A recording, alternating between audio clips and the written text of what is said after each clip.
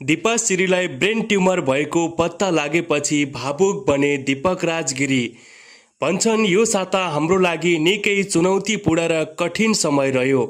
सुटिङको बीचमा दीपाजीलाई brain tumour भएको पत्ता लाग्यो। त्यसपछि हामी अन्यलमा पर्यो। तुरुन्त शल्यक्रिया गर्नु पर्यो। धेरै ठाउँबाट भारत जाने सल्लाह पाइयो। तर अन्त्यमा नेपालकै अनुभवी डाक्टर बसन्त पन्तद्वारा शल्यक्रिया गर्ने निर्णय भयो। भगवानको आशीर्वादले शल्यक्रिया सफलतापूर्वक सम्पन्न भयो। हाल उहाँ आइसियुबाट जनरल वार्डमा आएर स्वास्थ्य लाभ गर्दै हुनुहुन्छ। आशीर्वाद दिने दर्शक तथा शुभचिन्तकहरूलाई उपचारमा संलग्न सम्पूर्ण स्वास्थ्य कर्मीहरूलाई धेरै धेरै धन्यवाद दिन चाहन्छु। दर्शकबिन, तपाईहरू यो भिडियो कहाँबाट हेर्दै हुनुहुन्छ?